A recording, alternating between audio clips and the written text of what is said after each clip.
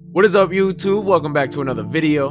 So I'll be looking at 5 overrated horror games. That doesn't exactly mean that these games are bad. It just means that fans are making it sound way better than it really is. Or it actually might be a really decent game, but there's some people online that just make it out to be a masterpiece when it really just isn't. So don't hate on me, I'm not saying these are bad games. I know there's probably a lot of games on this list that you guys will like. Before we get into it, please like and subscribe to the channel, helps get out to the public. And I guess other than that, let's get right into it.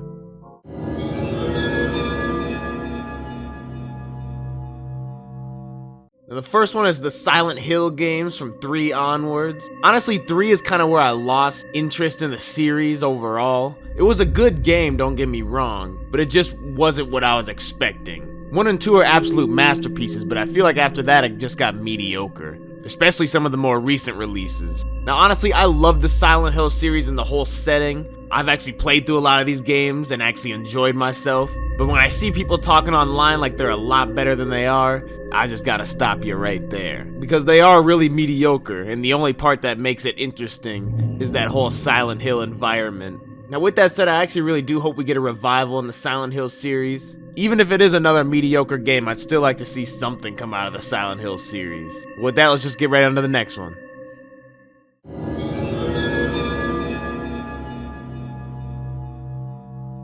Now the next one is Resident Evil Code Veronica. A lot of people try to make this up like it's a really good game or something, like a masterpiece, but it's really not. The plot, if you really look at it, isn't that good. And some of the voice acting is honestly annoying as hell. Now the graphics haven't aged well, but I mean it is an old game and some people actually like that. So I'm not actually gonna go too deep into that. But what I will go into is the uninspired feeling of the environments, especially the larger ones. The inventory system is honestly not that good.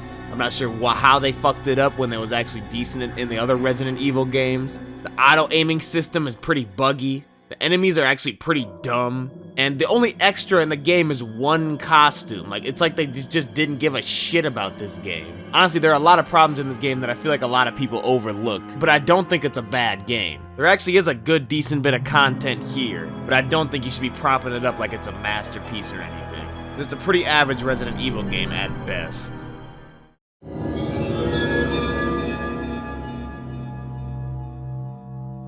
Now this next game I actually really enjoyed, but the crazy amount of attention and the crazy shit that people are saying it online honestly makes it a little bit overrated, and that's Outlast. Now Outlast actually is a really good game. A lot of games nowadays take inspiration from it for sure, but the amount of craziness around it and fans that are propping it up like it's the best horror game of all time or something is just insane, and at that point I'm just gonna have to say it's a little bit overrated.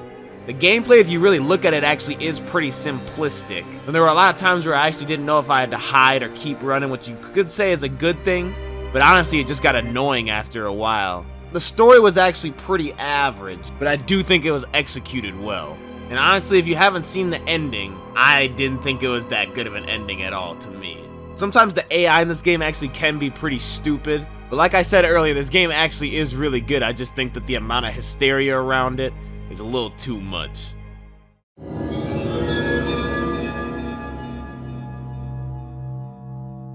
Now this next one is the Alone in the Dark series. Now the first one might look like dog shit today, but back in the day this was actually like groundbreaking. And this game did pave the way for 3D gaming, honestly, in the 90s. Because after people seeing this, they wanted to start experimenting more with it. But with that being said, the actual game is pretty mediocre. The controls are absolutely horrible. It's the worst tank controls you've ever seen. And I don't think this game was actually ever really scary for anybody. I mean, maybe for a little kid or something, but the game is just way too slow paced to be scary for anyone. Half the monsters are like walking at a crawl speed. And there are some fast enemies, but they're actually not that much of a threat either. Now the rest of the games in this series are just mediocre or just horrible. Especially the one in 2015 that I don't even want to talk about. All the other ones though, you can actually play through and maybe get an average playthrough. Might enjoy it a little bit but have some problems. But people really love to prop this series up like it's some of the best the horror can offer, but it's just not that at all. Now I will give credit where credit's due. It did help technically innovate the horror genre and gaming in general. But at the end of the day, Alone in the Dark is just a glorified tech demo. Damn, that actually sounded really bad, but I hope you get what I mean.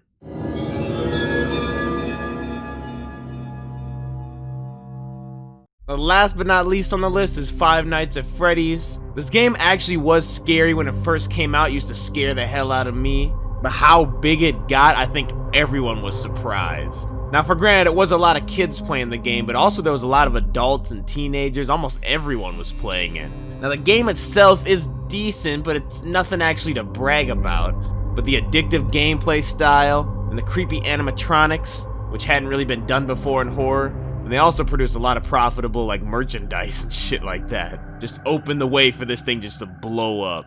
But I think if we take a step back and really look at the game without the hype, I'm pretty sure most people would call it overrated. Now again, for the millionth time, that doesn't mean it's a bad game. It actually is a pretty decent game. It's just the amount of popularity it got just for like a flash looking simplistic gameplay game is just insane. That was it for the overrated horror games list. Hope you guys enjoyed this video. Please leave in the comment section suggestions of new 5 horror games lists. I'm having a lot of fun making these types of videos, and I'm seeing you guys are really enjoying them. Hit that like button and subscribe to the channel if you already are, you a real one. And I guess other than that, I'll see you in the next video. Peace.